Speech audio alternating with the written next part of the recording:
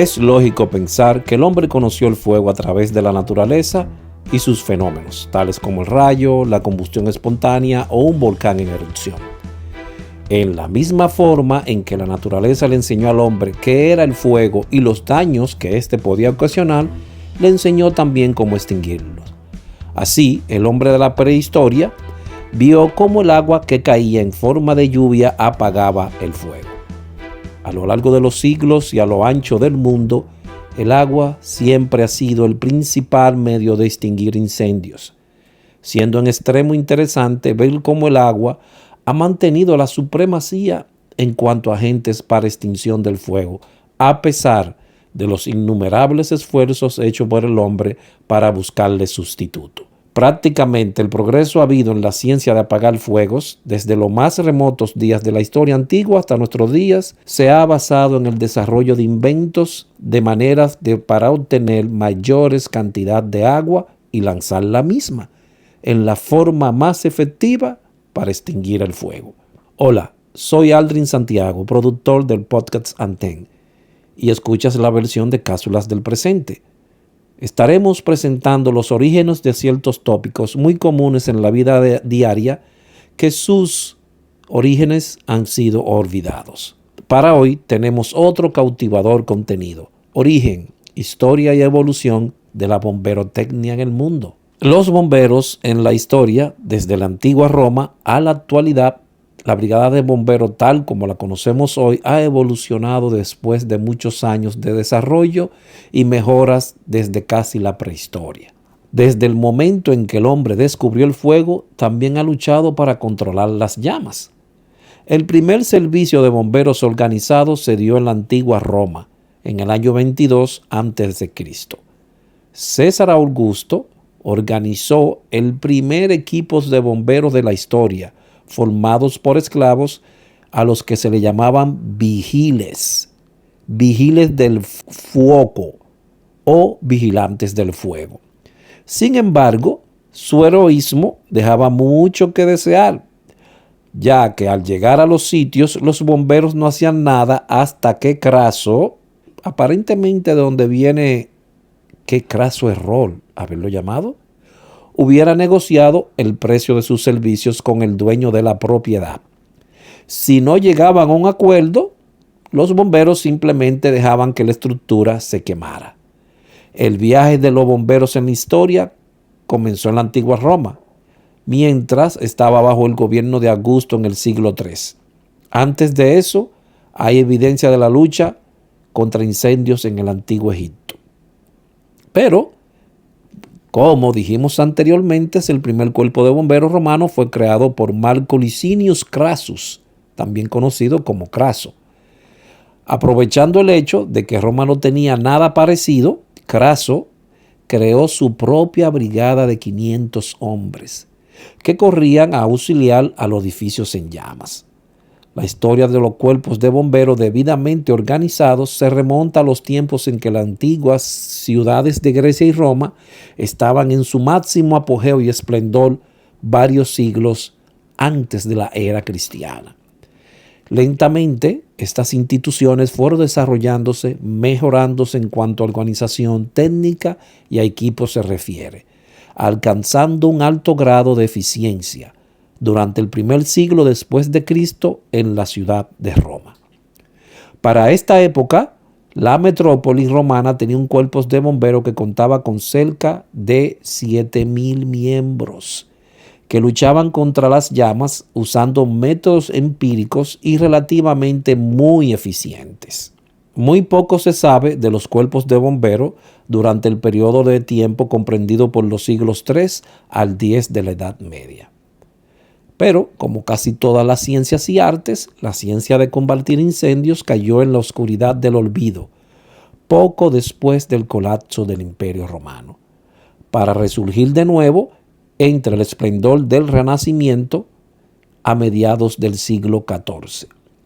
Las máquinas que hoy vemos avanzar con rapidez asombrosa por las avenidas de las grandes ciudades y que son usadas por las más progresistas y eficientes organizaciones son en realidad las ediciones ampliadas y mejoradas de las máquinas llamadas sifona, inventadas 4 siglos antes de Cristo por Ctesibius, ingenioso griego nacido en Alejandría, y por otro no menos ingenioso griego, Herón, quien nació en el año 2000 antes de Cristo. Estos inventaron un aparato para la extinción de incendios cuyas características esenciales han sido usadas hasta 2000 años más tarde. En el año 440 a.C., y aunque por poco tiempo, se usó un aparato hecho de los intestinos y estómagos de los bueyes. Los intestinos eran usados en forma de mangueras, mientras el estómago o un saco de lona servía de tanque o recipiente para el agua. Este método no parece haber dado buenos resultados, ya que en la historia no se vuelve a mencionar. Más tarde apareció la jeringa, que consistía básicamente de un cilindro y un pistón para imprimir presión. Se llenaba el cilindro de agua y, haciendo presión con el pistón, se obligaba al agua a salir por el pistón con relativa fuerza. Este tipo de extinguidor se usó en Roma para el año 300 a.C. y estaba en uso en Inglaterra para fines del siglo XII. Las bombas inventadas por Herón en Roma y por Ctesibius en Grecia tenían bastante común, y son estas las que dieron la base para el desarrollo de nuestra moderna y eficiente bomba. Estas bombas se generalizaron en Grecia y en varias ciudades del Imperio Romano en los comienzos de la era cristiana. Al principio, estos aparatos de extinguir incendios eran manipulados por voluntarios que generosamente cooperaban en los trágicos momentos de un incendio. Cuando se le propuso a Trajano, gobernador de una de las provincias romanas, que un cuerpo de bomberos voluntarios fuera organizado, este se opuso tenazmente. Insistía que un grupo de hombres trabajando de forma voluntaria o espontánea traería grandes contratiempos, ya que, sin importar cómo se le llamase o cómo estuvieran organizados, no faltarían divisiones entre ellos mismos. En vez de un grupo de bomberos voluntarios, Trajano sugirió que el gobierno proveyese máquinas de extinguir incendios y que los dueños de la casa ardiendo y todo aquel cuya casa estuviese en peligro fuesen obligados a operar dichas máquinas. Son innumerables los fuegos ocurridos en Roma en los tiempos de Plinio. Creso, también llamado el Rico, obtuvo su inmensa fortuna del fuego y de la guerra. Creso se ideó el negocio de comprar edificios cuando estaban ardiendo y aquellos adyacentes que estuvieran en peligro.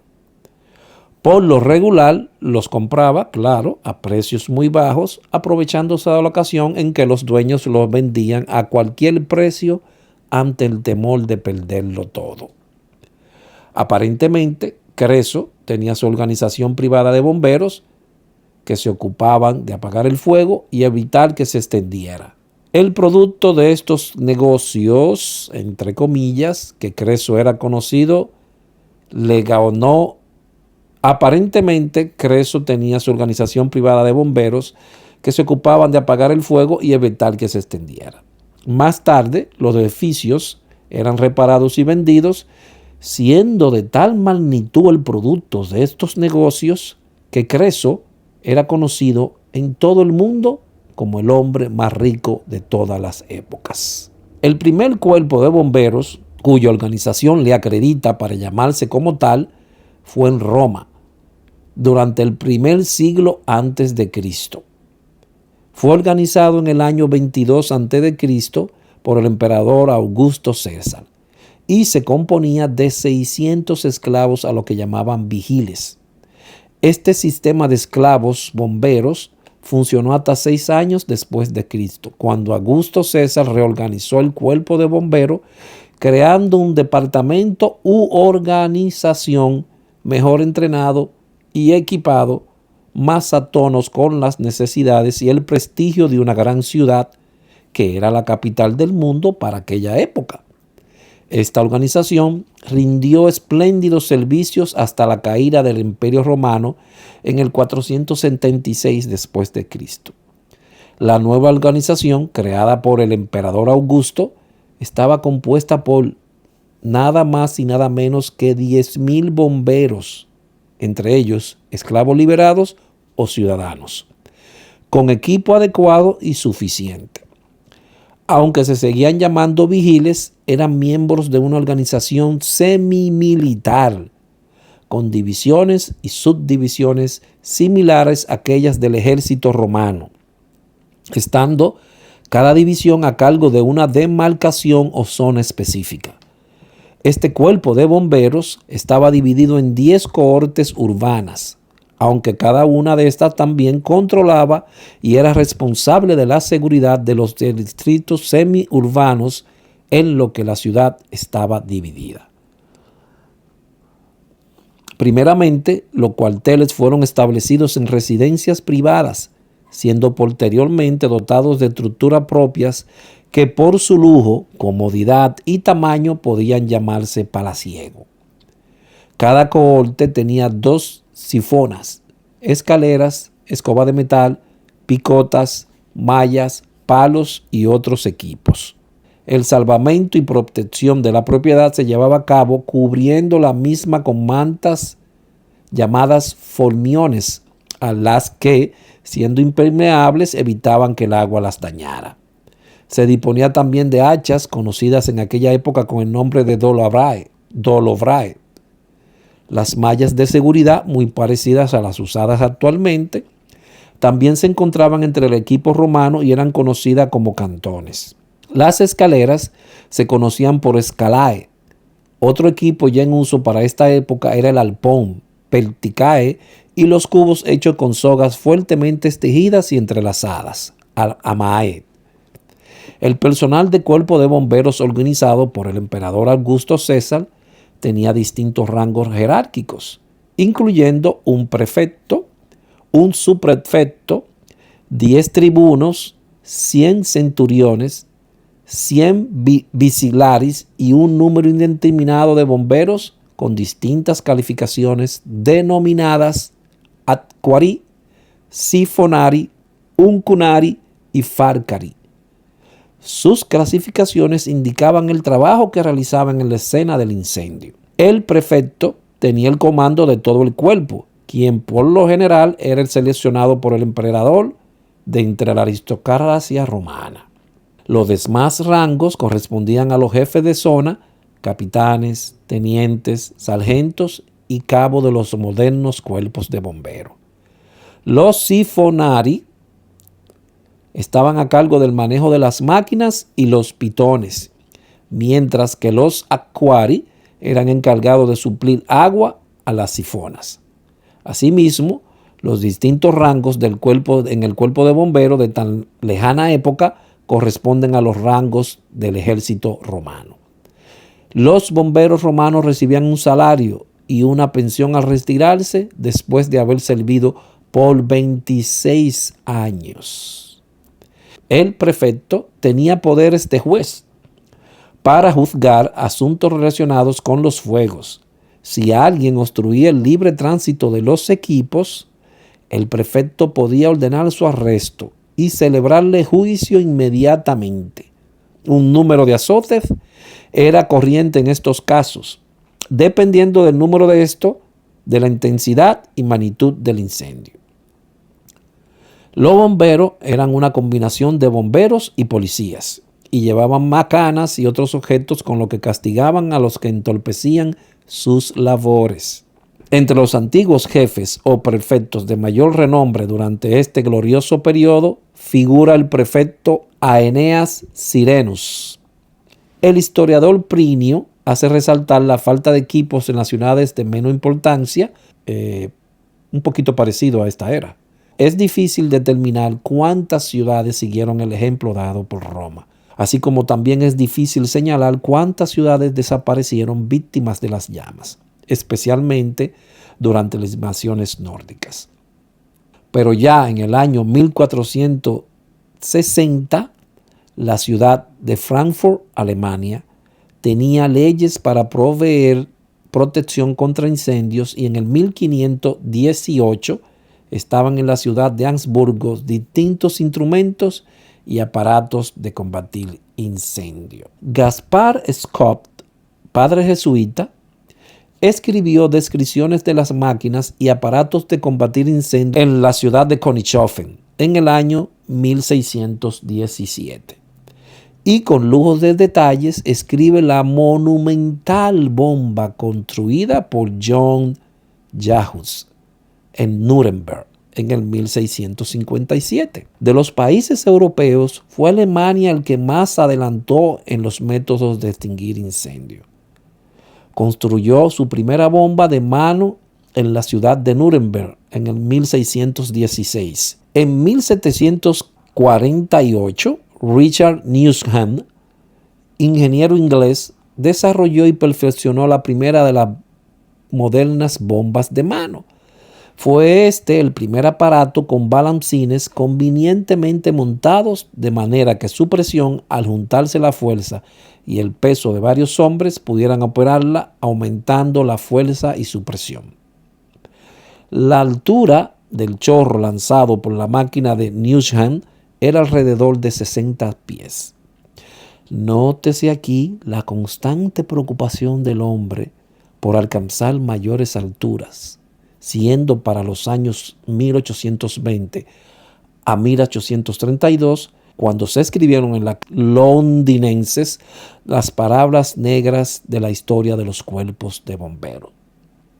En Londres se intensificó la organización científica de los cuerpos de bomberos, después del Gran Fuego ocurrido en el 1666. El desarrollo de estas organizaciones estaba estrechamente ligado al negocio de seguros. Durante los últimos años del siglo XVII, varias compañías de seguro fueron organizadas en Londres y todas ofrecían como incentivo para sus negociaciones la protección de las propiedades aseguradas con ellas por bomberos pertenecientes a dichas empresas. Cada compañía tenía sus propias brigadas de bomberos para proteger las edificaciones por ellas aseguradas, por la sencilla y comprensible razón de que mientras menos propiedad asegurada se quemase, menos dinero tendría que pagar y mayores serían los beneficios de la compañía.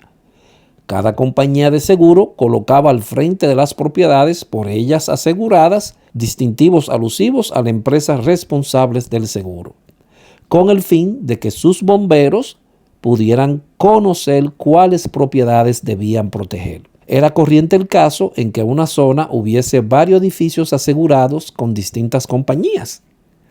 A la voz de alarma, al ocurrir un incendio en dicha zona, concurrían las brigadas de todas las compañías y cada una trataba de proteger y salvar las propiedades que lucían los distintivos de sus compañías. Verdaderas luchas se entablaban en las calles por apoderarse de las bocas de incendio. Y no fueron pocas las veces, mientras la llama consumían las propiedades, los bomberos luchaban en la calle por apoderarse de las fuentes de abastecimiento de agua. En estas luchas se usaban los mismos aparatos y equipos para el combate de incendios y tratando por todos los medios de destruir el equipo de la brigada rival. En esta forma, los cuerpos de bomberos resultaban poco menos que inútiles, ya que los mismos inflaban las nóminas de las compañías a la vez que rendían muy poca labor efectiva. Pero los directores de la compañía de seguro se dieron cuenta del problema que representaba tener distintas brigadas de bomberos y concretaron su unificación. Mientras los europeos luchaban por mejorar los sistemas de extinguir incendios, los Estados Unidos de América, un pueblo nuevo para aquella época, también lamentaba y sufría los estragos causados por los incendios. Apuntes dignos demuestran que en el año 1648, la ciudad de New York, conocida entonces como la Nueva Ámsterdam, ordenó a Holanda un cargamento de escaleras, garfios y cubos de cuero. En 1731, 2 máquinas construidas por Newsham fueron importadas de Londres y llegaron a New York el 1 de diciembre de 1731. Es muy probable que estas hayan sido las primeras máquinas de extinguir incendios usadas en el Nuevo Mundo. La primera máquina conocida para el combate y la extinción de incendios construida en Estados Unidos de América Fue diseñada y construida por Anthony Nockors en la ciudad de Filadelfia en 1732. Un año más tarde, los hermanos Thomas y José Heer construían la segunda en Boston, Massachusetts. A pesar de que durante los años comprendidos entre 1732 y 1768, muchos y variados estilos de máquinas y bombas fueron construidos en los Estados Unidos. Ninguna era tan eficiente como las Newshar, y muchas ciudades americanas las adquirieron. Las mejoras más importantes introducidas al equipo de combate de fuego desde la época del desarrollo de la máquina de Newshar ocurrió en 1832, cuando toda la ciencia fue revolucionada con un equipo capaz de succionar agua de un recipiente. Mientras tanto, en Europa ocurría otra revolución en la ciencia del combate de incendios. En la ciudad de Amsterdam, Holanda, y en el 1672 desarrollaron un nuevo equipo y una nueva técnica y equipo que han sido, desde la fecha de su desarrollo, la piedra angular de todo cuerpos de bomberos en el mundo. Ya ustedes imaginarán que es nada más y nada menos que la manguera de extinguir incendios surgió en el 1672 en Ámsterdam. Muy parecidas a las mangueras en uso actualmente, construida de cuero y en tramos de 50 pies de largo, con uniones de bronce en ambos extremos. Este invento puso fin a la época de los cubos de cuero. Ya no había necesidad de exponer las vidas de los bomberos, así como el equipo, ya que con el nuevo sistema de mangueras, las máquinas podían colocarse a mayor distancia del edificio incendiado y evitar que los bomberos y equipo fueran víctimas de las llamas. Fue este comienzo del sistema de atacar el incendio en su base. Hasta esta fecha, los bomberos tenían que conformarse con lanzar chorros de agua desde las máquinas y a través de ventanas y puertas. Es sorprendente notar la lentitud con que se generalizó el uso de la manguera en América. No fue hasta 1811, 139 años más tarde, que la primera manguera de cuero fue fabricada en los Estados Unidos, en la ciudad de Filadelfia, por A. L. Pennock y James Sellers. La primera máquina de apagar fuego construida por los señores Pennock y Sellers fue entregada a la ciudad de Providence, en el estado de Rhode Island, en 1822 y constituyó uno de los acontecimientos más comentados de la época. Los periódicos de aquellos días llamaron a esta pieza de equipo una de las grandes invenciones de la época. De ese día, todas las máquinas fueron construidas con bombas capaces de succionar y con esta surgió la era romántica de la historia de los bomberos, la que terminó 30 años más tarde con la invención de la bomba movida por vapor y la organización de bomberos profesionales con salarios fijos. En la historia de los cuerpos de bomberos encontramos que hay 3 innovaciones que pueden considerarse como pasos revolucionarios en la técnica de extinguir incendios. Número 1. La bomba de succionar inventada en 1822. La bomba de vapor perfeccionada en 1852. Y tercero, los aparatos movidos por motor que hicieron su aparición en 1903. El desarrollo de la máquina de vapor fue solo un nuevo paso dado por el hombre hacia su meta de conseguir mayores cantidades de agua y mayor presión con que combatir los incendios en los edificios de mayor altura. Los modernos camiones de extinguir incendios hicieron su aparición entre 1903 y 1908. Las primeras unidades fueron montadas en chasis comerciales, consistiendo su unidad de bombeo en bombas rotatorias. Este tipo predominó hasta 1930, en cuya fecha las bombas centrífugas empezaron a ganar popularidad. Hoy en día, la mayoría de los camiones de extinguir incendios están equipados con bombas centrífugas. Fue a un humilde y laborioso bombero de San Francisco, California, Daniel D. H., a quien le correspondió la gloria de haber inventado el primer camión de escaleras mecánicas. Desde ese entonces, distintos tipos de escaleras han sido introducidas, así como se ha variado las formas y métodos de operación. La primera torre fue introducida en el cuerpo de bomberos de la ciudad de New York en el 1882. Su principal objetivo era lanzar enormes chorros de agua a través de la ventana de los pisos superiores, en forma horizontal, alcanzando así el interior del edificio.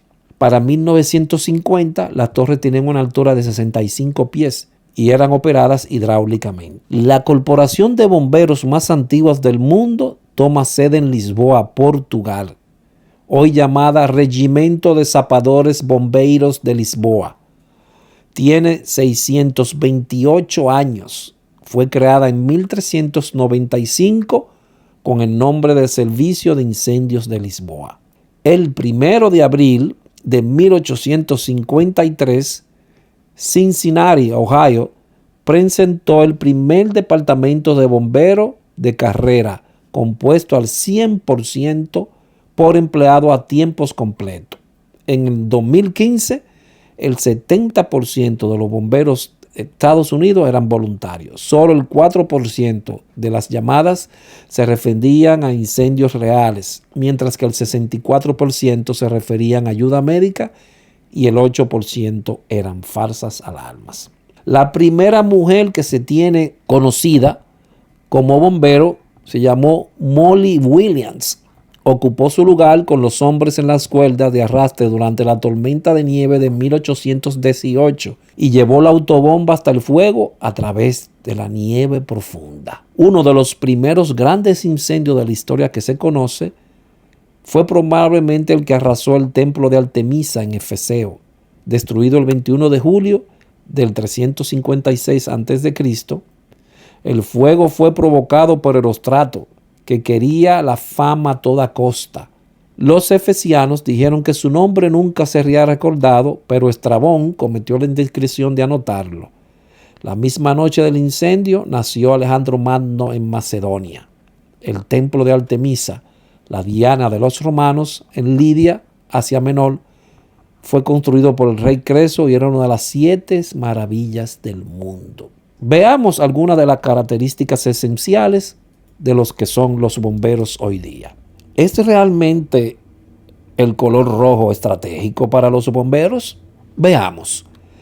Nunca es de agrado encontrarse con un camión de bomberos. Sirena en marcha por la calle, todas esas cosas. Verlo sugiere que en algún lugar cercano a nosotros hay un incendio. Y eso siempre nos sitúa en alerta, no solo por el peligro y el desastre que supone en sí mismo un incendio, sino porque podría estar sucediendo en nuestro barrio, en nuestra calle y quién sabe, tal vez en nuestra casa. Ante tantos pensamientos de golpe y sin darnos cuenta, nos paramos a pensar en otros asuntos que sugiere uno de estos vehículos. A la verdad, ¿por qué son rojos? Porque, por ejemplo, el rojo puede ser el fuego cuando arde con fuerza, el drama, el calor, el poder, la fuerza. Todos estos conceptos son entendidos mediante este color. También podríamos hablar del peligro, la violencia, la ira, la malicia, la agresión. Sea lo que sea, no cabe duda que el rojo es visible y psicológicamente llamativo. Cualquiera de ellos podría aclarar esa duda que en lo cotidiano pasa desapercibida, pero no es tan simple. Remontémonos a cuando no existían los coches o camiones. Para entonces, los equipos de extinción de incendios se montaban en carretas o carruajes tirados por caballos. Estas especies de vagones, que habían sido utilizados en las granjas, a menudo se pintaban de rojo porque el rojo era un color económico y porque a menudo ocultaba la suciedad y los escombros de las carreteras. La inglesa Merriweather & Sons fue una de las primeras empresas en el mundo dedicada a la fabricación de equipos contra incendios. Fundada en Londres en el 1691, para el siglo XIX ya estaba especializada en la fabricación de motores de vapor para aquellos carros de bomberos y tranvías. En 1899 Fue esta la empresa que comercializó el primer camión de bomberos de vapor autopropulsado, con una caldera vertical incluida que permitía bombear el agua a presión y por tanto resultar más eficaz ante los incendios más graves. Era rojo, evidentemente. Una vez que los motores llegaron a nuestras vidas, también fueron, en este caso, recubiertos, como ya sabemos, rojo. Sin embargo, no lo hicieron precisamente por seguir el patrón que parecía haberse generado, o al menos no solo por eso. Si bien hay varias teorías, la más evidente parece demostrar una estrategia en el mercado de coches que comenzaba a crecer. Pero este color es un patrón en la psiquis social. A principios del siglo XX, el modelo T de Ford era el vehículo más popular entre quienes podían contar con uno. Entre 1914 y 1925, aquel automóvil solo existía en color negro. Así, para destacar, los vehículos de uso sanitario, así como otro tipo de vehículos, tuvieron que encontrar la forma de destacar en la carretera. Desde entonces, se han realizado estudios para analizar varios esquemas de color para vehículos de emergencia, a menudo con resultados muy peculiares. Por ejemplo, los expertos aseguran que los tonos como el amarillo lima son más fáciles de distinguir entre una multitud que el rojo. Pero de poco sirve ya si los conductores no lo asocian con las emergencias. Es decir, en definitiva, los camiones de bomberos siguen siendo rojos simplemente porque sería difícil olvidar esos esquemas introducidos hace más de un siglo en la psique social de todo el mundo. Los colores juegan un papel fundamental en nuestras vidas, pero el significado colectivo que se le da a cada uno de ellos es el verdadero motor de la continuidad de los acontecimientos. Veamos otro ícono dentro de los bomberos, el famoso perro dálmata. El perro dálmata adquirió una gran popularidad como perro de carruaje y eran muy apreciados por su incansable capacidad para sostener la marcha en los viajes largos. Si a esto se le añade la extraordinaria afinidad con los caballos, no había otra raza mejor para desempeñar este trabajo. El dálmata, con sus características manchas, era ya una raza fácilmente reconocible, pero ahora era ya un acompañante fijo, prácticamente permanente, al lado de los carruajes por toda Inglaterra. Desgraciadamente, cuando se hizo común el uso de los automóviles y el uso de los carruajes tirados por caballos, fue finalmente abandonado.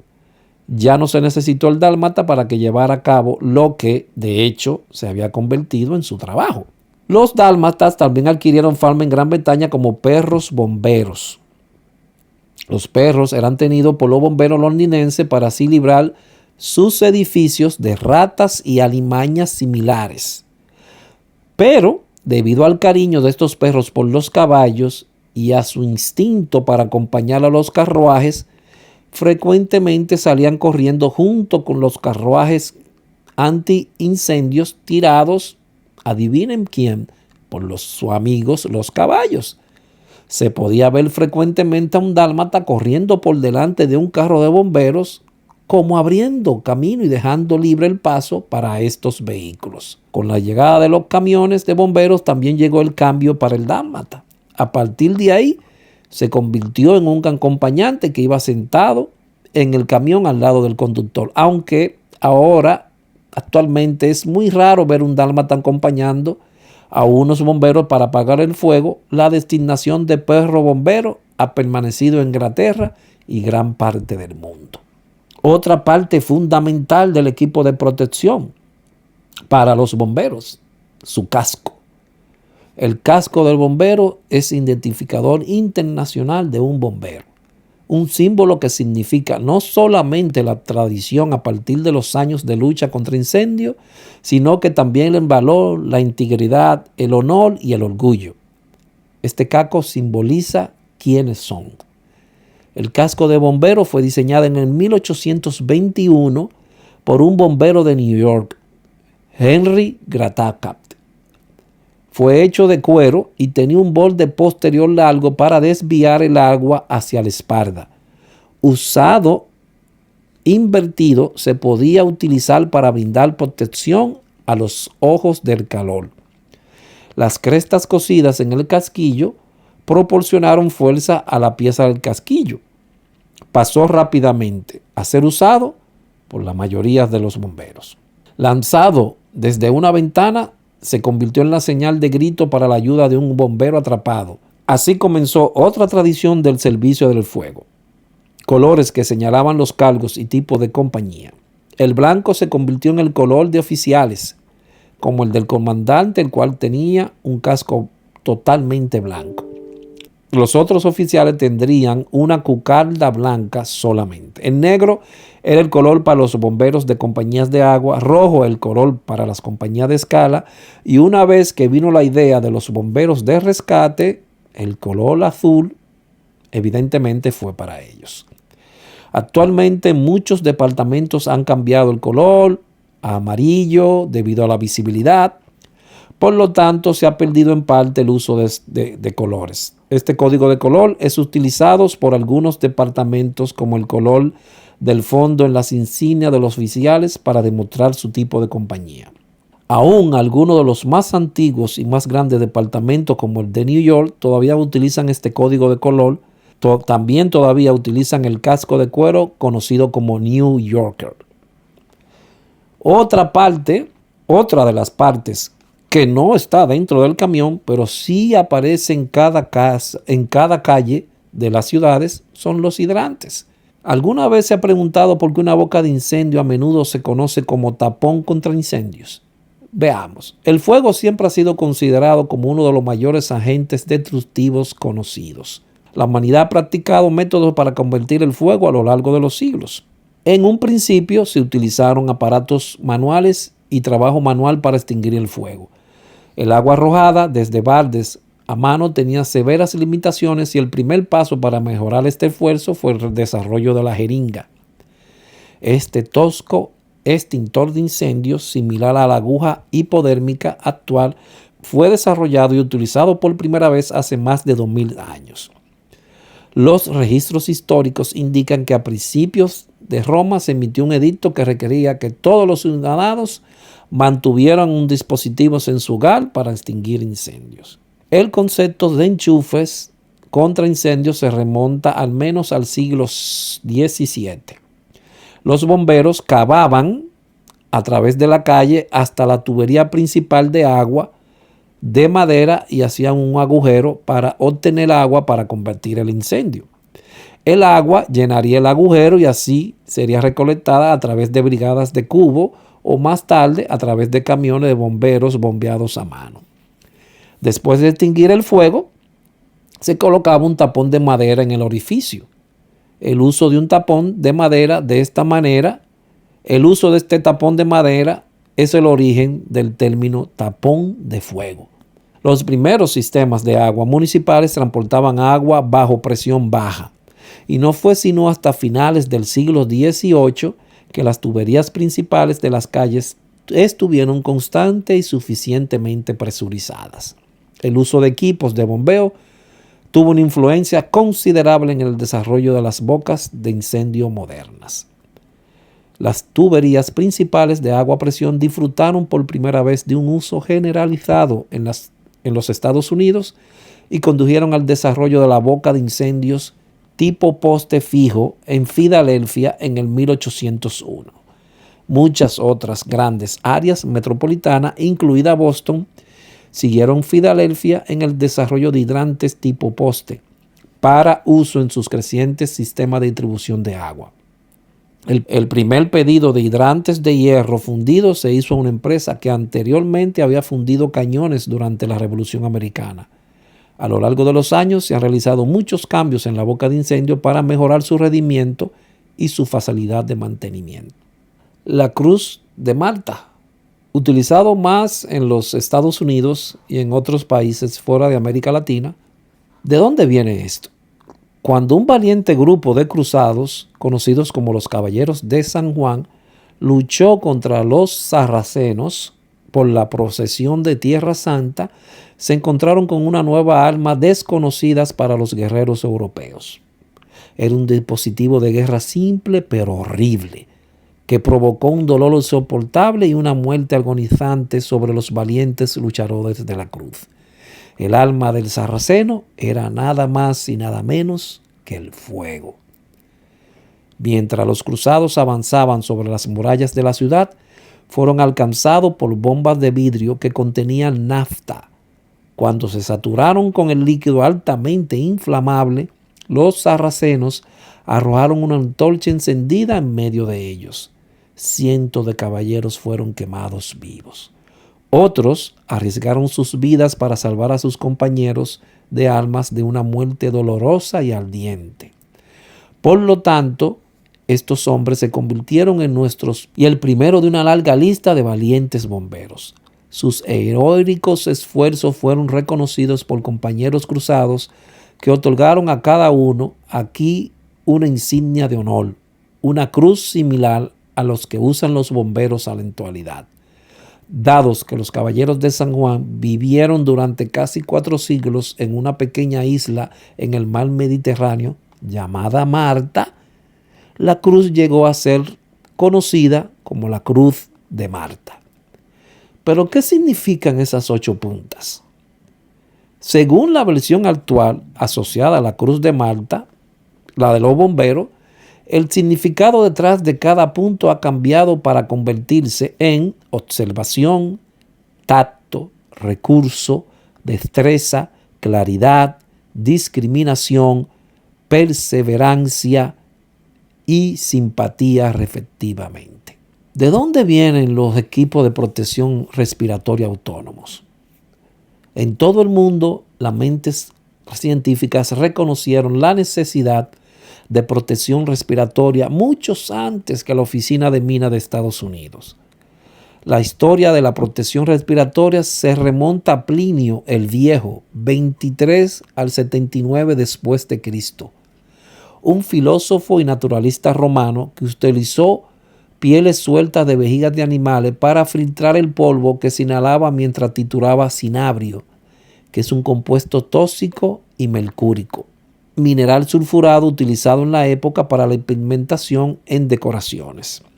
Muchos siglos después, Leonardo da Vinci, 1452 al 1519, recomendó el uso de paños húmedos sobre la boca y la nariz como forma de protección contra la inhalación de agentes nocivos. Más investigaciones y descubrimientos científicos condujeron al uso de los primeros respiradores que suministraban atmósfera.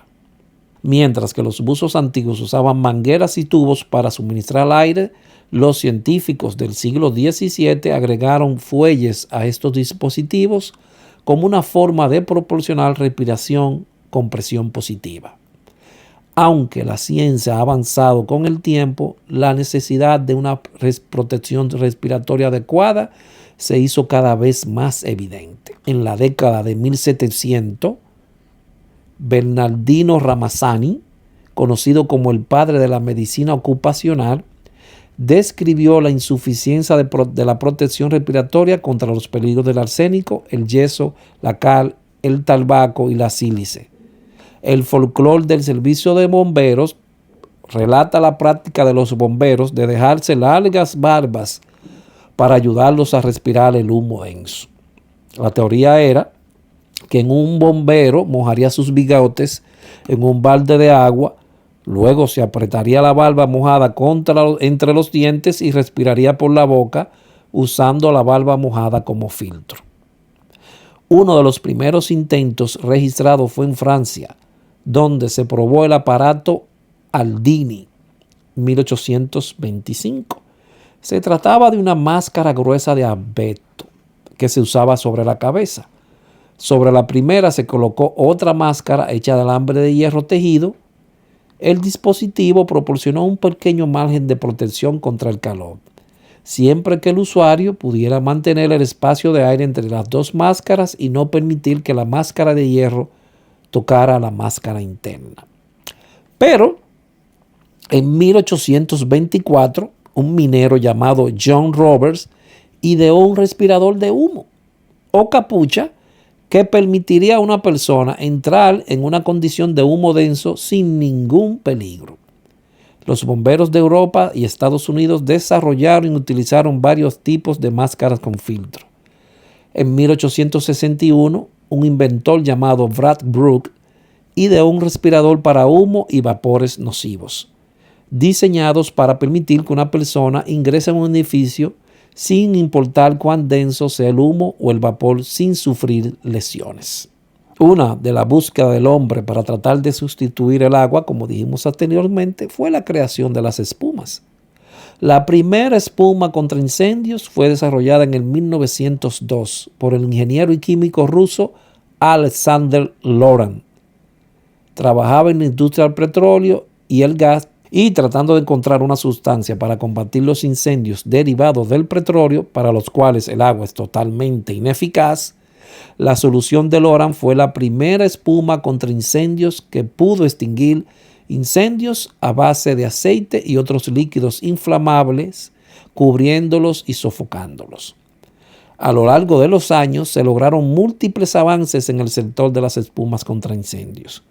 A partir de la década de 1960, el Laboratorio de Investigación Naval, en cooperación con la compañía 3M, comenzó a realizar investigaciones sobre el uso de productos químicos sintéticos para su uso en espumas contra incendios como un medio eficaz para suprimir hidrocarburos, fuegos a base de combustibles. Algo que tienen en común con Batman, los bomberos, es que utilizan un tubo para llegar al primer piso.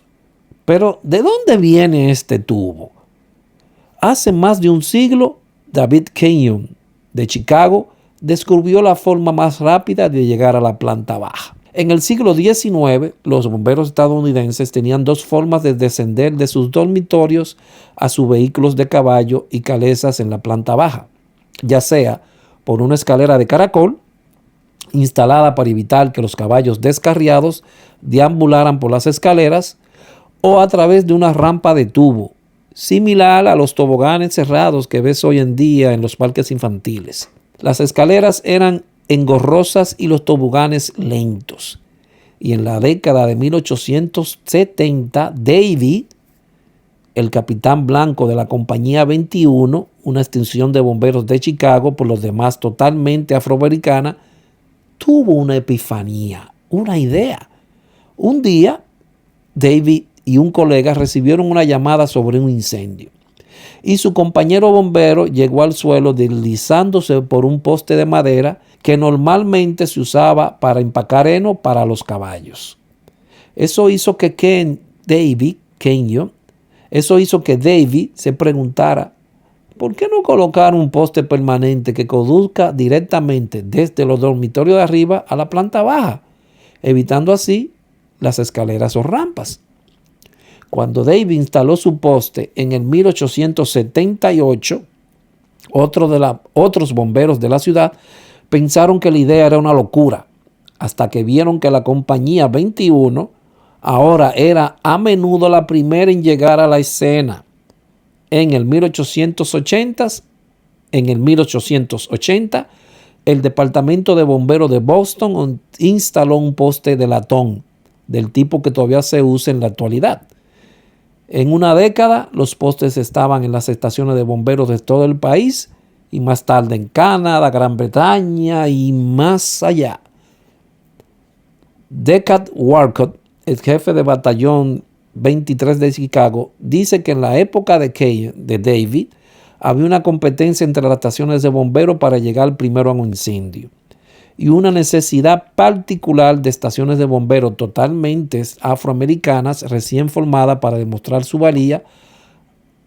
Y cito: había un espíritu de equipo que venía de vencer a otras compañías en un incendio. En la imaginación estadounidense, el atractivo de los bomberos, con sus motores que hacen ruido y por supuesto sus postes, parece ser perenne. Muchos niños todavía mencionan bombero como algo que les gustaría ser cuando crezcan. Pero porque siempre hay un pero, la Administración de Salud y Seguridad Ocupacional ya no considera los postes como un medio de salida aprobado, calificándolos de inherentemente peligrosos. Y algunos departamentos, como los del estado de Washington, están prohibiendo su construcción como resultado. Pero muchos bomberos todavía consideran esencial el poste. Es una parte importante de la extinción de incendios. Luego de este maravilloso trayecto, consideraría que el papel de bombero es responder y extinguir incendios. Aunque eso pudo haber sido cierto en el pasado, el bombero de hoy hace mucho más. Algunos cuestionan si el título que se usa está poniendo una barrera en la percepción de la comunidad de lo que el departamento de bomberos tiene para ofrecer. Los mejores bomberos entienden que responder a los incendios es solo una pequeña parte de lo que hacen. Los bomberos modernos se han convertido en la navaja suiza de la comunidad, respondiendo a todo tipo de incidentes. Nuestras comunidades están llenas de peligro, muchos de los cuales el ciudadano promedio desconoce. Es el trabajo del bombero para prepararse para las cosas que puedan dañar a sus vecinos y mitigarlas cuando ocurran. Esa responsabilidad viene con gran respeto, demostrado cada vez que un bombero hace su deber. Cuando una persona decide asumir el papel de bombero, se une un fantástico equipo de servidores comunitarios y apoya la necesidad continua de servir a la comunidad. Este papel se trata estrictamente de servir por encima de todo. Si está buscando una manera de mejorar su comunidad, su entorno, sus vecinos y agregar un poquito de respeto a su currículum y conocer a algunas personas increíbles en todo el mundo, creo que esta puede ser una profesión que usted debería considerar. Si te gustó lo que escuchaste, recuerda suscribirte. Esta es la mejor manera de apoyarnos para seguir creciendo. La cápsula del presente está producida por Aldrin Santiago. Gracias por escucharnos y nos veremos en la próxima.